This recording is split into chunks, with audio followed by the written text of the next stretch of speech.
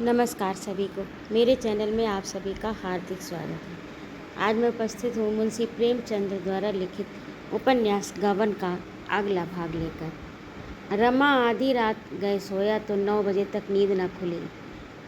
वह स्वप्न देख रहा था कि दिनेश को फांसी हो रही है। सहसा एक स्त्री तलवार लिए फांसी की ओर दौड़ी और फांसी की रस्सी काट दी। वह चारों ओर हलचल मच गई। वह औरत जालपा थी। जालपा को लोग देखकर पकड़ना चाहते थे, पर वह पकड़ में न आती थी। उसके सामने कोई जाने का साहस न कर सकता था। तब उसने एक छलांग मारकर रमा के ऊपर तलवार चलाई। रमा घबराकर उठ बैठा। देखा तो दरोगा और इंस्पेक्टर कमरे में खड़े थे। डिप्टी साहब आराम कुर्सी पर लेटे हुए सिगार पी रहे थे। दरोगा ने कहा, आज तो आप खूब सोए बाबू साहब, कल कब लौटे थे? रमा ने एक कुर्सी पर बैठकर कहा, जरा देर बाद लौट आया था। इस मुकदमे की अपील तो हाई कोर्ट में होगी ना? इंस्पेक्टर, अपील क्या होगी, जाब्ते की पाबंदी होगी। आपने मुकदमे को इतना मजबूत कर दिया है कि वह अब किसी के हिलाए नहीं सकता। हलफ से कहता हूँ, आपने कमाल कर दिया। अब आप उधर से बेफिक्र हो जाइए। हाँ, अभी जब तक फैसला ना हो जाए ये मुनासिब होगा कि आपकी हिफाजत का ख्याल रखा जाए, इसलिए फिर पहरे का इंतज़ाम कर दिया गया है। इधर हाई कोर्ट के फैसला हुआ, उधर आपको जगह मिली। डिप्टी साहब ने सिगार का धुआं फेंक कर कहा, ये डीओ कमिश्नर साहब ने आपको दिया है जिसमें आपको कोई तरह की शक न हो। देखिए, यूपी के होम सेक्रेटरी के नाम है। आप वहाँ ये डीओ को दिखाएंगे, वह आपको बहुत अच्छी जगह दे देगा। इंस्पेक्टर, कमिश्नर साहब आपसे बहुत खुश हैं। हलफ ये कहता हूँ, डिप्टी बहुत खुश हैं। वह यूपी को अलग डायरेक्ट की चिट्ठी लिखेगा। तुम्हारा भाग्य खुल गया। ये कहते हुए उसने डीओ रमा की तरफ बढ़ा दिया। रमा ने लिफाफा खोल कर देखा। एकाएक उसको फाड़ कर पुर्जे पुर्जे कर डाला। तीनों आदमी विस्मय से उसका मुंह ताकने लगे। दरोगा ने कहा, रात बहुत पी गए थे क्या? आपके हक में अच्छा ना होगा।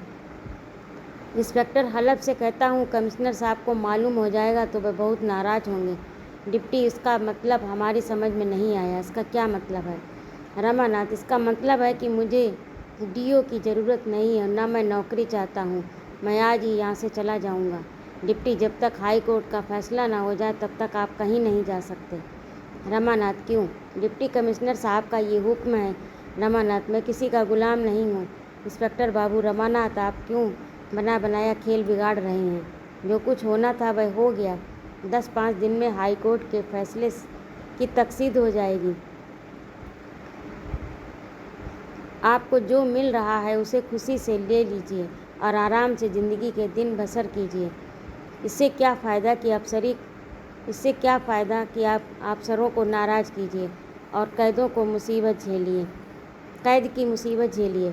हलफ से कहता हूँ, अफसरों की ज़रा सी निगाह बदल जाए तो आपका कहीं पता न लगे। हलफ से कहता हूँ, एक इशारे में आपको 10 साल की सज़ा हो जाए। आप हैं कि किस ख्याल में? हम आपके साथ शरारत नहीं करना चाहते। हाँ, अगर आप हमें सख्ती करने पर मजबूर करेंगे तो हमें सख्ती करनी पड़ेगी। जेल को आसान ना समझिएगा। खुदा दोजख में ले जाए पर जेल की सज़ा ना दे। मार धाड़, गाली कुतर, यहाँ तो मामूली सज़ा है। चक्की में जोत दिया गया तो मौत ही आ गई। हलफ से कहता हूँ, दोजख से बदतर है जेल। दरोगा, ये बेचारे अपनी बेगम साहब से माजूर हैं। वह शायद इनके जान की गाहक हो रही है। उनसे इनकी कोर दबती है। इंस्पेक्टर, क्या हुआ? कल तो वह हार दिया था ना, फिर भी राजी नहीं हुई। रमा ने कोट की जेब से हार निकाल कर मेज पर रख दिया। बोला, वह हार ये रखा हुआ है। इंस्पेक्टर, अच्छा, तो इसे उन्होंने कबूल नहीं किया। डिप्टी, कोई प्राउड लेडी है। इंस्पेक्टर, कुछ उनकी भी मिजाज पुरसी करने की ज़रूरत होगी। दरोगा, ये तो बाबू साहब के रंग ढंग और सलीके पर मुनहसर है। अगर आप खामखा हमें मजबूर न करेंगे तो हम आपसे के पीछे न पड़ेंगे। डिप्टी, उस खटिक को भी मुचलका ले लेना चाहिए। रमानाथ के सामने एक नई समस्या आ खड़ी हुई। पहली से कहीं जटिल, कहीं भीषण। संभव था वह अपने को कर्तव्य की बेदी पर बलिदान कर देता तो 2-4 साल की सज़ा के लिए अपने को तैयार कर लेता। शायद इस समय उसने अपने आत्मसमर्पण का निश्चय कर लिया था, पर वह अपने साथ जालपा को भी संकट में डालने का साहस किसी तरह नहीं कर सकता था। वह पुलिस के शिकंजे में कुछ इस तरह दब गया कि अब उसे बेदाग निकल जाने का कोई मार्ग दिखाई नहीं देता। उसने देखा कि इस लड़ाई में मैं पेश नहीं पा सकता। पुलिस सर्वशक्तिमान है, वह मुझे किस तरह चाहे दबा सकती है। उसके मिजाज की तेजी गायब हो गई। विवश होकर बोला, आखिर आप लोग मुझसे क्या चाहते हैं? इंस्पेक्टर ने दरोगा की ओर देखकर आंखें मारी, मानो कह रहे हों आ गया पंजे में, और बोले, बस इतना ही कि आप हमारे मेहमान बने रहें और मुकदमे के हाई कोर्ट में तय हो जाने के बाद यहाँ से रुखसत हो जाएं, क्योंकि उसके बाद हम आपकी हिफाजत के जिम्मेदार ना होंगे। अगर आप कोई सर्टिफिकेट लेना चाहेंगे तो वह दे दी जाएगी, लेकिन उसे लेने या न लेने का आपको पूरा अख्तियार है। अगर आप होशियार हैं तो उसे लेकर फ़ायदा उठाएंगे, नहीं तो इधर उधर के धक्के खाएंगे।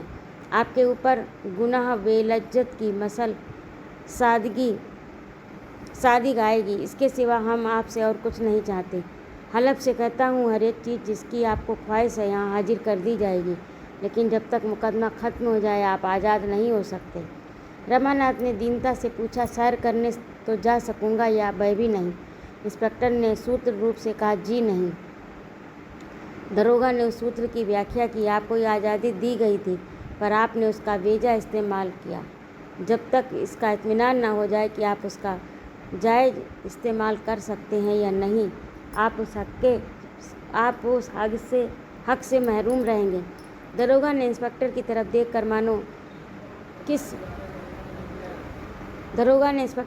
देखकर मानो इस व्याख्या की दाद देनी चाहिए तो उन्हें सहर्ष मिल गई। तीनों अफसर रुखसत हो गए। रमा एक सिगार जलाकर इस विकट परिस्थिति पर विचार करने लगा।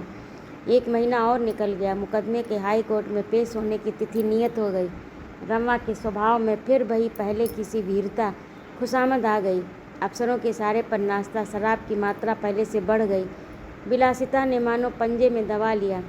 कभी कभी उसके कमरे में एक वेश्या जौहरा भी आ जाती, जिसका गाना वह बड़े शौक़ से सुनता था। एक दिन उसने बड़ी हसरत के साथ जौहरा से कहा, मैं डरता हूँ कहीं तुमसे प्रेम ना बढ़ जाए। उसका नतीजा इसके सिवा और क्या होगा? रो रो कर जिंदगी काटूं, तुमसे वफा की उम्मीद और क्या हो सकती है?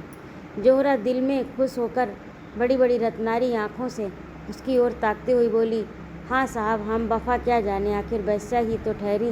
बेवफा वेश्या भी कहीं वफादार हो सकती है? रमा ने आपत्ति करके पूछा, क्या इसमें कोई शक है? जौहरा, नहीं, जरा भी नहीं। आप लोग हमारे पास मोहब्बत से लबालब भरे दिल लेकर आते हैं, पर हम आपकी जरा भी कद्र नहीं करती। यही बात है ना रमानाथ? बेशक। जौहरा, माफ़ कीजिएगा, आप मर्दों की तरफदारी कर रहे हैं। हक यह है कि वहाँ लोग दिल बहलाव के लिए आते हैं, महज गम गलत करने के लिए, आनंद उठाने के लिए। जब आपको वफा की तलाश ही नहीं होती तो वह मिले क्यों? लेकिन इतना मैं जानती हूँ कि हम में कितनी बेचारियाँ मर्दों की बेवफाई से निराश होकर अपना आराम चैन खो बैठती हैं। उनका पता अगर दुनिया को चले तो आंखें खुल जाएं। ये हमारी भूल है कि तमाशा बीनों से वफा चाहते हैं, चील के घोंसले में मांस ढूंढते हैं। पर प्यासा आदमी अंधे कुएं की तरफ दौड़े तो मेरे ख्याल से उसका कोई कसूर नहीं। उस दिन रात को चलते वक्त जौहरा ने दरोगा को खुशखबरी दी, आज तो हजरत खूब मज़े में आए। खुदा ने चाहा तो 2-4 दिन के बाद बीवी का नाम भी न ले। दरोगा ने खुश होकर कहा, इसलिए तो तुम्हें बुलाया है। मज़ा तो जब है बीवी यहाँ से चली जाए, फिर हमें कोई गम नहीं रहेगा। मालूम होता है स्वराज वालों ने उस औरत को मिला लिया है। ये सब एक ही शैतान है। जौहरा की आमोद रफ्त बढ़ने लगी, यहाँ तक कि रमा खुद अपने चकमे में आ गया। उसने जौहरा से प्रेम जताकर अफसरों की नज़र में अपनी साख जमानी चाहिए, पर जैसे बच्चे खेल में रो पड़ते हैं, वैसा ही उसका प्रेम अभिनय भी प्रेमोन्माद बन बैठा। उसे अब वफा और मोहब्बत की देवी मालूम होती थी। वह जालपा किसी सुंदरी न सही, बातों में उससे कहीं चतुर, हाव भाव में कहीं कुशल, सम्मोहन कला में कहीं पटु। रमा के हृदय में नए नए मंसूबे पैदा होने लगे। एक दिन उसने जौहरा से कहा, जौहरा, जुदाई का समय आ रहा है, 2-4 दिन में मुझे यहाँ से चला जाना पड़ेगा। फिर तुम्हें क्यों मेरी याद आने लगी? जौहरा ने कहा, मैं तुम्हें न जाने दूंगी। यही कोई अच्छी सी नौकरी कर लेना, फिर हम तुम आराम से रहेंगे। रमा ने अनुरक्त होकर कहा, दिल से कहती हो तो जौहरा देखो, तुम्हें सिर की कसम दगा मत देना। जौहरा, अगर ये खौफ हो तो निकाह पढ़ा लो। निकाह के नाम से चिढ़ हो तो ब्याह कर लो, पंडितों को बुलाओ, अब इसके सिवा अपनी मोहब्बत का मैं और क्या सबूत दूँ। रमा निष्कपट प्रेम का ये परिचय पाकर विहल हो गया। जोहरा के मुख से निकल कर इन शब्दों की सम्मोहक शक्ति कितनी बढ़ गई थी। ये कामिनी जिस पर बड़े बड़े रईस फिदा हैं, मेरे लिए इतना बड़ा त्याग करने को तैयार है। जिस खान में औरों को बालू मिलता है, उसमें जिसे सोने के डले मिल जाएं, क्या वह परम भाग्यशाली नहीं है। रमा के मन में कई दिनों तक संग्राम होता रहा। जालपा के साथ उसका जीवन कितना नीरस, कितना कठिन हो जाएगा। वह पग पग पर अपने धर्म और सत्य लेकर खड़ी हो जाएगी। उसका जीवन एक दीर्घ तपस्या, एक स्थायी साधना बनकर रह जाएगा। सात्विक जीवन कभी उसका आदर्श नहीं रहा। साधारण मनुष्यों के भांति वह भी भोग विलास करना चाहता था। जालपा की ओर से हटकर उसका विलासक्त मन प्रबल वेग से जोहरा की ओर खींचा। उसको व्रतधारिणी वैश्याओं के उदाहरण नजर आने लगे। उसके साथ ही चंचल व्रत की गृहिणियों की भी मिसालें आ पहुंची। उसने निश्चय किया, ये सब ढकोसला है, ना कोई जन्म से निर्दोष है, ना कोई दोषी, सब परिस्थिति पर निर्भर है। जोहरा रोज आती, बंधन में एक गांठ और देकर जाती। ऐसी स्थिति में संयमी युवक का भी शासन डोल जाता। रमा तो विलासी था, अब तक वह केवल इसीलिए इधर उधर न भटक सका कि ज्यों ही उसके पंख निकले, जालिये ने उसे अपने पिंजरे में बंद कर दिया। कुछ दिन पिंजरे से बाहर रहकर भी उसे उड़ने का साहस न हुआ। अब उसके सामने एक नवीन दृश्य था। वह छोटा कुलियों वाला पिंजरा नहीं, बल्कि एक गुलाबों से लहराता हुआ बाग, जहाँ की कैद में स्वाधीनता का आनंद था। इस बाग में क्यों न क्रीड़ा का आनंद उठाया जाए। रमा ज्यों-ज्यों जोहरा के प्रेम पास में फंसता जाता था, पुलिस के अधिकारी वर्ग उसकी ओर से निशंक होते जाते थे। उसके ऊपर जो कैद लगाई थी धीरे धीरे ढीली होने लगी। यहाँ तक कि एक दिन डिप्टी साहब शाम को सैर करने चले तो रमा को भी मोटर पर बिठा लिया। जब मोटर देवी दीन की दुकान के सामने से होकर निकली तो रमा ने अपना सिर इस तरह भीतर खींच लिया कि किसी तरह नज़र न पड़ जाए। उसके मन में बड़ी उत्सुकता हुई कि जालपा है या चली गई, लेकिन वह अपना सिर बाहर न निकाल सका। मन में वह अब भी यही समझता कि मैंने जो रास्ता पकड़ा है वह कोई बहुत अच्छा रास्ता नहीं है, लेकिन ये जानते हुए भी उसे छोड़ना न चाहता था। देवी दीन को देखकर उसका मस्तक आप ही आप लज्जा से झुक जाता। वह किसी दलील से अपना पक्ष सिद्ध न कर सकता। उसने सोचा, मेरे लिए सबसे उत्तम मार्ग यही है कि इनसे मिलना जुलना छोड़ दूं। उस शहर में 3 प्राणियों को छोड़कर किसी चौथे आदमी से उसका परिचय नहीं था जिसकी आलोचना या तिरस्कार का उसे भय होता। मोटर इधर उधर घूमती हुई हावड़ा ब्रिज की तरफ चली जा रही थी। सहसा रमा ने एक स्त्री को सिर पर गंगा जल का कलश रखे घाटों के ऊपर आते देखा। उसके कपड़े बहुत मैले हो रहे थे। कृशांगी ऐसी थी कि कलशे के बोझ से उसकी गर्दन दबी जाती थी। उसकी चाल कुछ जालपा से मिलती हुई जान पड़ी। सोचा, जालपा यहाँ क्या करने आवेगी, मगर एक ही पल में कार और आगे बढ़ गई। रमा को उस स्त्री का मुंह दिखाई दिया। उसकी छाती धक से हो गई। ये जालपा ही थी। उसने खिड़की के बगल में सिर छिपाकर गौर से देखा। बेशक जालपा थी, पर इतनी दुर्लभ मानो कोई वृद्धा अनाथ हो। वह कांति थी न थी, वह लावण्य, ना वह चपलता, ना वह गर्व। रमा हृदयहीन न था। उसकी आंखें सजल हो गईं। जालपा इस दशा में मेरे जीते जी अवश्य देवी दीन ने उसे निकाल दिया होगा और ये टहलनी बनकर उसका निर्वाह कर रही होगी। नहीं, देवी दीन इतना बेमुरौवत नहीं है। जालपा ने खुद उसके आश्रय में रहना स्वीकार न किया होगा। माननी तो है ही वह। कैसे मालूम हो गई बात। मोटर दूर निकल आई थी। रमा की सारी चंचलता, सारी भोग लिप्सा गायब हो गई। मलिन बसना दुखिनी जालपा की ये मूर्ति आंखों के सामने खड़ी थी। किससे कहे, क्या कहे, ये कौन अपना है यहाँ।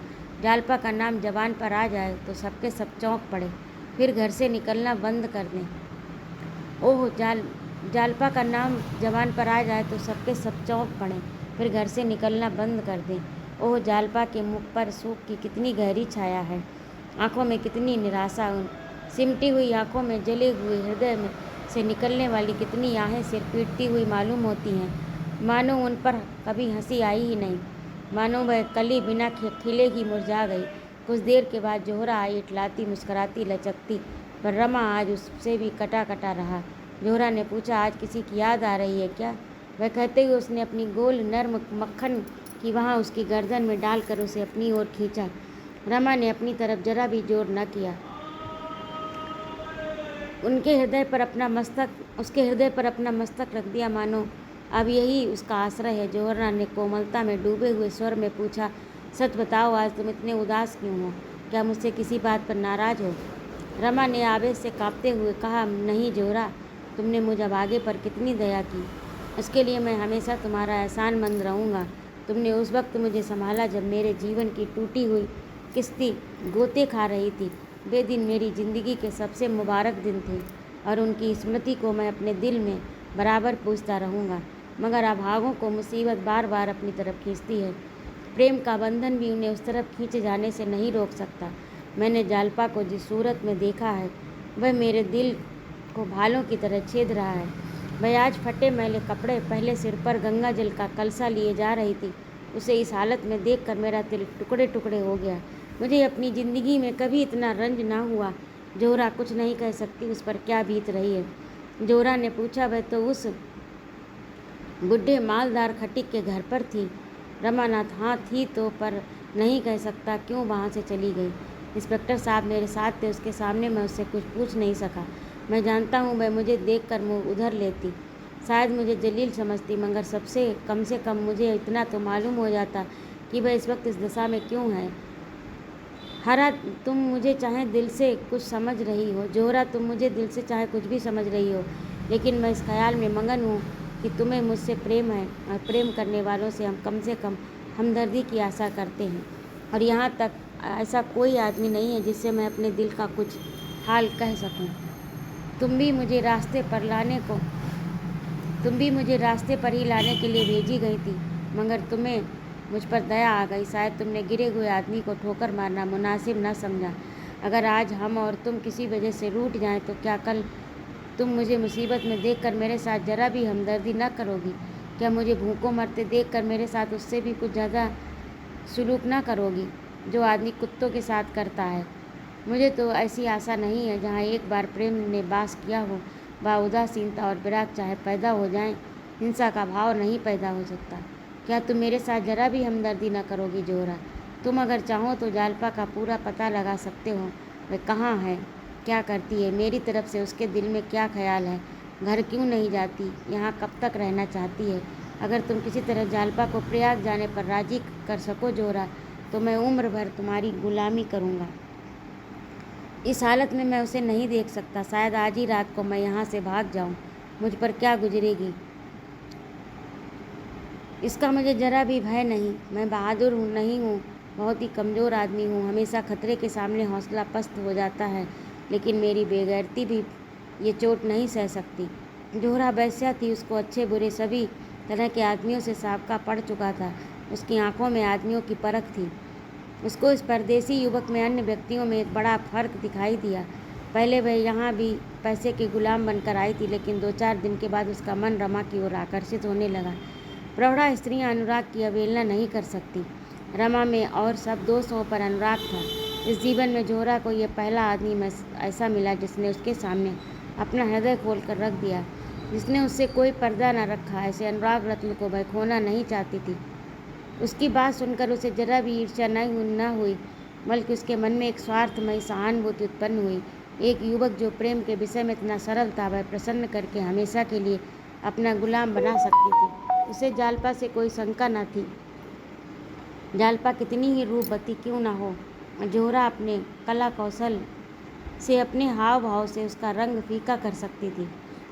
उसके पहले उसने कई महान सुंदरी खत रानियों को रुलाकर छोड़ दिया है, फिर जालपा किस गिनती में? जौहरा ने उसका हौसला बढ़ाते हुए कहा, तो इसके लिए तुम क्यों इतना रंज करते हो प्यारे? जौहरा, तुम्हारे लिए सब कुछ करने को तैयार हूँ। मैं कल ही जालपा का पता लगाऊंगी। वह यहाँ रहना चाहेगी तो उसके आराम के सब सामान कर दूंगी, जाना चाहेगी तो रेल पर भेज दूंगी। रमा ने बड़ी दीनता से कहा, एक बार मैं उससे मिल लेता तो मेरे दिल का बोझ उतर जाता। जौहरा चिंतित होकर बोली, यह तो मुश्किल है, मुमकिन नहीं प्यारे, तुम्हें यहाँ से कौन जाने देगा? रमानाथ, कोई तदबीर बताओ। जौहरा, मैं उसे पार्क में खड़ी कराऊंगी, तुम डिप्टी साहब के साथ वहाँ जाना, किसी बहाने से उससे मिल लेना। इसके सिवा तो और मुझे कुछ नहीं सोचता। रमा अभी कुछ कहना ही चाहता था कि दरोगा ने पुकार कर कहा, मुझे भी खिलवत में आने की इजाज़त है। दोनों संभल कर बैठे, द्वार खोल दिया। दरोगा जी मुस्कुराते हुए आए। जोहरा की बगल में बैठकर बोले, यहाँ आज सन्नाटा कैसा? क्या खजाना खाली है जोहरा? आज अपने दस्ते हिनाई से एक जाम भर कर दो। रमानाथ, भाईजान नाराज ना होना। रमा ने कुछ तुर होकर कहा, इस वक्त तो रहने दीजिए दरोगा जी, आप तो पिए हुए नजर आते हैं। दरोगा ने जोहरा का हाथ पकड़कर कहा, बस एक जाम जोहरा, और एक बात और है, आज मेरी मेहमानी कबूल करोगी? रमा ने तेवर बदल कर कहा, दरोगा जी आप इस वक्त यहाँ से जाएं, मैं ये गवारा नहीं कर सकता। दरोगा ने नशीली आंखों में देख कर कहा, क्या आपने पट्टा लिखा लिया है? रमा ने कड़क कर कहा, जी हाँ मैंने पट्टा लिखा लिया है। दरोगा, तो आपका पट्टा खारिज। रमानाथ, मैं कहता हूँ यहाँ से चले जाइए। दरोगा, अच्छा अब तो मेढकी को भी जुकाम पैदा हो गया। चलो जोहरा, इसे यहाँ बकने दो। ये कहते हुए उन्होंने जोहरा का हाथ पकड़ कर उठाया। रमा ने उसके हाथ को झटका देकर कहा, मैं कह चुका हूँ आप यहाँ से चले जाएं। जोहरा इस वक्त कहीं नहीं जा सकती। अगर वह गई तो मैं उसका और आपका दोनों का खून पी जाऊंगा। जोहरा मेरी है और जब तक मैं रहूं उसकी तरफ कोई आंख उठाकर नहीं देख सकता। ये कहते हुए दरोगा साहब हाथ पकड़कर दरवाजे से बाहर निकाल दिए गए और दरवाज़ा जोर से बंद करके सिटकनी भी लगा दी गई। दरोगा जी बलिष्ठ आदमी थे, लेकिन इस वक्त नशे में उन्हें दुर्बल बना दिया था। बाहरी बरामदे में खड़े होकर गालियाँ बकते और द्वार पर ठोकर मारने लगे। रमा ने कहा, कहो तो जाकर बच्चा को बरामदे के नीचे ढकेल दूँ, शैतान का बच्चा। जोहरा, बकने दो, आप ही चला जाएगा। रमानाथ चला गया। जोहरा ने मगन होकर कहा, तुमने बहुत अच्छा किया, सुअर को निकाल कर बाहर किया, मुझे ले जाकर दिक्क करता। क्या तुम सचमुच उसे मारते? रमानाथ, मैं उसकी जान लेकर छोड़ता। मैं उस वक्त अपने आपे में नहीं था, न जाने मुझ में उस वक्त कहाँ से इतनी ताकत आ गई थी जोहरा, और जो वह कल मुझे ना आने दे तो। रमानाथ, कौन? अगर इस बीच में उसने जरा भी भांजी मारी तो गोली मार दूंगा। मैं देखो ताक पर पिस्तौल रखा हुआ है। अब तुम मेरी हो जोहरा, मैंने अपना सब कुछ तुम्हारे कदमों पर निसार कर दिया। तुम्हारा सब कुछ पाकर ही मैं संतुष्ट हो सकता हूँ। तुम मेरी हो, मैं तुम्हारा हूँ। किसी तीसरी औरत या मर्द को हमारे बीच में आने का कोई हक नहीं, जब तक मैं मर न जाऊँ। जोहरा की आंखें चमक रही थी। उसने रमा की गर्दन में हाथ डालकर कहा, ऐसी बातें मुँह से मत निकालो प्यारे। सारे दिन रमा उद्योग के जंगलों में भटकता रहा। कभी निराशा की अंधकारमय घाटियाँ सामने आ जाती, कभी आशा की लहराती हुई हरियाली। जोहरा गई भी होगी यहाँ से तो बड़े लंबे चौड़े वादे करके गई थी। उसे क्या गरज है, आकर कह देगी मुलाकात नहीं हुई, कहीं धोखा तो नहीं देगी। जाकर डिप्टी साहब से सारी कथा कह सुनाए, बेचारी जालपा पर बैठे बिठाए आफत आ जाए। क्या जोहरा इतनी नीच प्रवृत्ति की हो सकती है? कभी नहीं। अगर जोहरा इतनी बेवफा, इतनी दगाबाज है तो ये दुनिया रहने के लायक नहीं है। जितनी जल्द आदमी मुँह से कालिक लगाकर डूब मरे उतना ही अच्छा। नहीं, जोहरा मुझसे दगा ना करेगी। उसे वह दिन याद आए जब उसके दफ्तर में जाते ही जालपा लपक कर उसकी जेब टटोलती थी और रुपए निकाल लेती थी। वही जालपा आज इतनी सत्यवादिनी हो गई। तब वह प्यार करने की वस्तु थी, अब वह उपासना की वस्तु है। जालपा, मैं तुम्हारे योग्य नहीं हूँ। जिस ऊंचाई पर तुम मुझे ले जाना चाहती हो वहाँ तक पहुँचने की शक्ति मुझ में नहीं है। वहाँ पहुँचकर शायद चक्कर खाकर फिर गिर पड़ूँ। मैं अब भी तुम्हारे चरणों में सिर झुकाता हूँ। मैं जानता हूँ तुमने मुझे अपने हृदय से निकाल दिया, तुम मुझसे विरक्त हो गई। तुम्हें अब मेरे डूबने का दुख है, न तैरने की खुशी, पर शायद अब भी मेरे मरने या किसी घोर संकट में फंस जाने की खबर पाकर तुम्हारी आंखों में आंसू निकल आएंगे। शायद तुम मेरी लाश देखने आओ। हाँ हाँ, प्राण ही क्यों ना निकल जाते, तुम्हारी निगाह में इतना नीच तो न रहूँगा। रमा को अपनी उस गलती पर घोर पश्चाताप हो रहा था जो उसने जालपा की बात न मान कर की थी। अगर उसने उसके आदेश के अनुसार जज के इजलास में अपना बयान बदल दिया होता, धमकियों में न आता, हिम्मत मजबूत रखता, तो उसकी यह दशा क्यों होती। उसे विश्वास था कि जालपा के साथ वह सारी कठिनाइयाँ झेल जाता, उसकी श्रद्धा और प्रेम का कवच पहनकर वह अजय हो जाता। अगर उसे फांसी भी हो जाती तो हम हंसते खेलते उस पर चढ़ जाता, मगर पहले उससे जो चाहे भूल हुई, उस वक्त वह भूल ही नहीं जालपा की खातिर कष्ट भोग रहा था। कैद जब भोगना ही है तो रो रो कर भोगने से कहीं अच्छा है कि हंसकर भोगा जाए। आखिर पुलिस अधिकारियों के दिल में अपना विश्वास जमाने के लिए वह और क्या करता। ये दुष्ट जालपा को सताते, उसका अपमान करते, उस पर झूठे मुकदमे चलाकर सजा दिलाते, वह दशा और भी असह्य होती। वह दुर्लभ था, सब अपमान सह सकता था। जालपा तो शायद प्राण ही दे देती।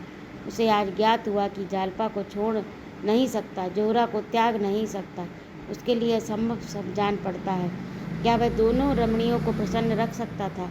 क्या इस दशा में जालपा उसके साथ रहना स्वीकार करेगी? कभी नहीं। वह शायद उसे क्षमा भी न कर सकेगी। अगर उसे ये मालूम भी हो जाए कि उसी के लिए इतना यातना भोग रहा है तो वह उसे क्षमा नहीं करेगी।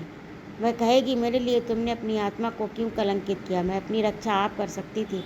वह दिन भर इसी उधेड़ बुन में पड़ा रहा, आंखें सड़क की ओर लगी रहीं। नहाने का समय टल गया, भोजन का समय भी टल गया। किसी बात की परवाह नहीं थी। अखबार से दिल बहलाना चाहा, उपन्यास लेकर बैठा, मगर किसी काम में चित्त न लगा। आज दरोगा जी भी नहीं आए। ये तो रात की घटना से रुष्ट होकर लज्जित थे या कहीं बाहर चले गए थे। रमा ने किसी से इस विषय में कुछ पूछा भी नहीं। सभी दुर्लभ मनुष्यों की भांति रमा भी अपने पतन से लज्जित था। अब वह एकांत में बैठा तो उसे अपनी दशा पर दुख होता, उसकी अधोगति में प्रसन्न रहता। अब वह एकांत में बैठा तो अपनी अधोगति से दुखी होता। वह इतना विवेक शून्य न था कि अधोगति में भी प्रसन्न रहता, लेकिन ज्यों ही लोग आ जाते, शराब की बोतल आती, जोहरा आती, उसका सारा विवेक धर्म ज्ञान भ्रष्ट हो जाता। रात के 10 बज गए पर जोहरा का कहीं पता नहीं। फाटक बंद हो गया। रमा को उसके आने की आशा न रही, लेकिन फिर भी उसके कान लगे हुए थे। क्या बात हुई? क्या जालपा उसे मिली नहीं या वह गई नहीं?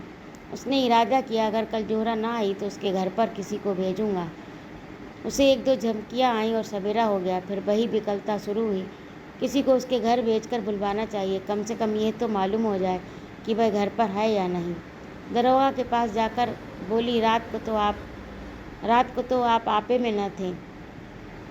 दरोगा ने ईर्ष्या को छिपाते हुए कहा, ये बात न थी, मैं महज आपको छेड़ रहा था।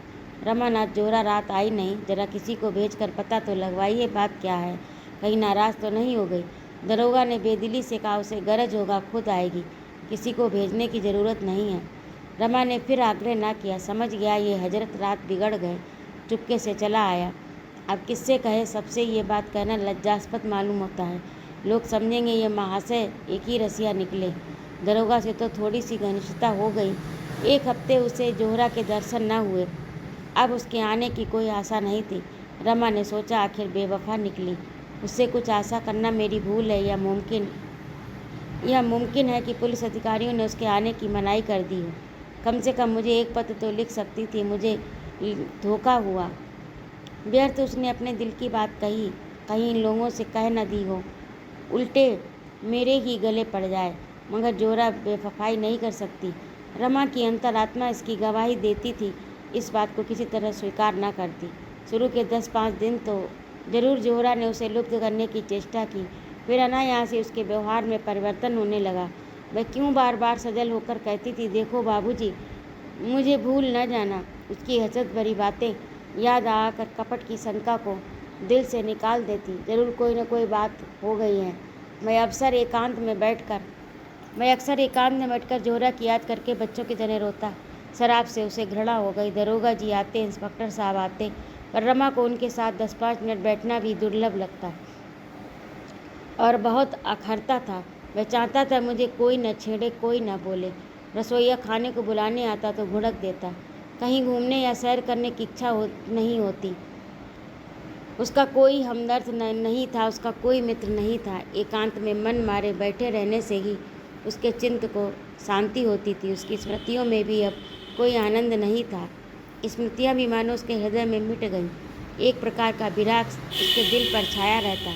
7वां दिन था, 8 बज गए। आज एक बहुत अच्छा फिल्म होने वाला था।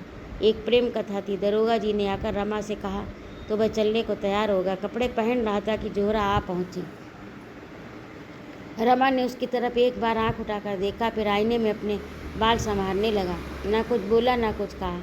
हाँ, जोहरा का ये सादा आभरणहीन स्वरूप देखकर उसे कुछ आश्चर्य अवश्य हुआ। वह केवल एक सफ़ेद साड़ी पहने हुए थी। आभूषण का एक तार भी उसकी देह पर नहीं था। ऊँट मुरझाए हुए चेहरे पर कीड़ा में चंचलता की जगह तेज में गंभीरता छलक रही थी। वह 1 मिनट खड़ी रही, फिर रमा के पास आकर बोली, क्या मुझसे नाराज़ हो? बिना कुछ पूछे गछे रमा ने नाराज़ हो बेकसूर बिना पूछे गछे रमा ने फिर कुछ जवाब न दिया। जूते पहनने लगा। जोहरा ने उसका हाथ पकड़कर कहा, क्या ये खफगी है? इसीलिए मैं इतने दिनों तक आई क्यों नहीं? रमा ने रुखाई से जवाब दिया, अगर तुम अब भी ना आती तो मेरा क्या अख्तियार था? तुम्हारी दया थी, चली गई। ये कहने के साथ उसे ख्याल आया कि मैं इसके साथ अन्याय कर रहा हूँ। लज्जित नज़रों से उसकी ओर ताकने लगा। जोहरा ने मुस्कुराकर कहा, ये अच्छी दिल लगी है। आपने ही तो एक काम सौंपा और जब करके लौटी तो आप बिगड़ रहे हैं। क्या तुमने वह काम इतना आसान समझा था कि चुटकी बजाने में पूरा हो जाएगा? तुमने मुझे उस देवी से वरदान लेने भेजा था, जो ऊपर से फल है वह भीतर से पत्थर, जो इतनी नाजुक होकर भी इतनी मजबूत है। रमा ने बेदिली से पूछा, रमा ने बेदिली से पूछा, हैं कहाँ? क्या करती है? जोहरा उसी दिनेश के घर है जिसको फांसी की सज़ा हो गई है। उसके 2 बच्चे हैं, औरत है और माँ है। दिन भर उन्हीं की बच्चों को खिलाती है, बुढ़िया के लिए नदी से पानी लाती है, घर का सारा काम काज करती, उनके लिए बड़े बड़े आदमियों से चंदा मांग लाती। दिनेश के घर में न कोई जायदाद थी न रुपए थे। लोग बड़े तकलीफ़ में थे, कोई मददगार नहीं था जो उन्हें जाकर ढांढस दे आता। इतने साथी सोबती थे, सबके सब मुँह छिपा बैठे। 2-3 फाके तक हो चुके थे। जालपा ने जाकर उसको जिला लिया। रमा की सारी बेदिली काफूर हो गई। जूता छोड़ दिया और कुर्सी पर बैठकर बोले, तुम खड़ी क्यों हो? शुरू से बताओ। तुमने तो बीच में ही कहना शुरू किया। एक बात भी मत छोड़ना। तुम पहले उसके पास कैसे पहुंची? कैसे पता लगा? जोहरा, कुछ नहीं, पहले उसी देवी दीन खटिक के पास गई। उसने दिनेश के घर का पता दिया, चटपट जा पहुंची। रमानाथ, तुमने आकर उसे पुकारा। तुम्हें देखकर कुछ चौंकी नहीं, कुछ झिझकी तो जरूर होगी। जोहरा मुस्कुराकर बोली, मैं इस रूप में न थी। देवी दीन के घर से मैं अपने घर गई। ब्रह्म समाजी लेडी का रूह स्वांग भरा। न जाने मुझ में ऐसी कौन सी बात है जिससे दूसरों को फौरन पता चल जाता है कि मैं कौन हूँ, क्या हूँ। और ब्राह्मणों लौंडियों को देखती हूँ, कोई उनकी तरफ आँख तक नहीं उठाता। मेरा पहनावा उड़ावा वही है। मैं भड़कीले कपड़े या फजूल के गहने बिल्कुल नहीं पहनती, फिर भी सब मेरी तरफ आंखें फाड़ फाड़ कर देखते हैं। मेरी असलियत नहीं छिपती। यही खौफ मुझे था कि कहीं जालपा भांप न जाए, लेकिन मैंने खूब दांत साफ किए, पान का निशान तक न रखा। मालूम होता था किसी कॉलेज की लेडी टीचर होगी। इस शक्ल में वहाँ आ पहुँची, वैसी सूरत बना ली, वह क्या कोई भी भांप नहीं सकता था। पर्दा ढका रह गया। मैंने दिनेश की माँ से कहा, मैं यहाँ यूनिवर्सिटी में पढ़ती हूँ। अपना घर मुंगेर बतलाया। बच्चों के लिए मिठाई ले गई। हमदर्द का पाठ खेलने गई थी। मेरा ख्याल था कि मैंने खूब खेला। दोनों औरतें बेचारी रोने लगीं। मैं भी जब्त न कर सकी। उसने कभी कभी मिलते रहने का वादा किया। जालपा इसी बीच में गंगा जल लिए पहुँची। मैंने दिनेश की माँ से बंगला में पूछा, क्या वह कहारिन है? उसने कहा, नहीं, ये भी तुम्हारी की तरह हम लोगों के दुख में शरीक होने आई है। यहाँ इनका शौहर किसी दफ्तर के नौकर में है, और तो कुछ मालूम नहीं। रोज़ सवेरे आ जाती है, बच्चों को खिलाने ले जाती। मैं अपने हाथ से गंगा जल लाया करती थी, मुझे रोक दिया। खुद लाती है। हमें तो इन्होंने जीवन दान दिया, कोई आगे पीछे नहीं। बच्चे दाने दाने को तरसते थे। जब से ये आ गई हैं, हमें कोई कष्ट नहीं। न जाने किस शुभ कर्म का वरदान मिला। उस घर के सामने एक छोटा सा पार्क है, मोहल्ले भर के बच्चे वहीं खेला करते। शाम हो गई। जालपा देवी ने दोनों बच्चों को साथ लिया पार्क की तरफ चली। मैं जो मिठाई ले गई थी उसमें से बूढ़ी ने एक मिठाई दोनों बच्चों को दी। दोनों कूद कूद कर नाच कर खाने लगे। बच्चों की इस खुशी पर मुझे रोना आ गया। दोनों मिठाइयाँ खाते हुए जालपा के साथ हो लिए। जब पार्क में दोनों बच्चे खेलने गए तब जालपा से मेरी बातें होने लगी। रमा ने कुर्सी और करीब खींच ली और आगे को झुककर बोला, तुमने किस तरह बातचीत शुरू की? जोहरा, वह तो कह रही थी। मैंने पूछा, जालपा देवी तुम कहाँ रहती हो? घर की दोनों औरतें तुम्हारी बड़ाई सुनकर तुम्हारे ऊपर आशिक हो गईं। रमानाथ, यही लफ्ज़ कहा था तुमने? जोहरा, हाँ। जरा मजाक करने की सोची, मेरी तरफ ताज्जुब से देखकर बोली, तुम तो बंगाल मेरी तरफ ताज्जुब देखकर बोली, तुम तो बंगाली नहीं मालूम होती, इतनी साफ हिंदी कोई बंगाली नहीं बोलती। मैंने कहा, मैं मुंगेर की रहने वाली हूँ, यहाँ मुसलमानी औरतों के साथ बहुत मिलती जुलती रही हूँ। आपसे कभी कभी मिलने का जी चाहता है। आप कहाँ रहती हैं? कभी कभी 2 घड़ी के लिए चली आऊँगी। आपके साथ घड़ी भर बैठकर मैं भी आदमियत सीख जाऊँगी। जालपा ने शर्माकर कहा, तुम तो मुझे बनाने लगी। कहाँ तुम कॉलेज की पढ़ने वाली लड़की, कहाँ मैं अनपढ़ गंवार औरत। तुमसे मिलकर मैं अलबत्ता आदमी बन जाऊंगी। जब जी चाहे यहीं चले आना, यही मेरा घर समझो।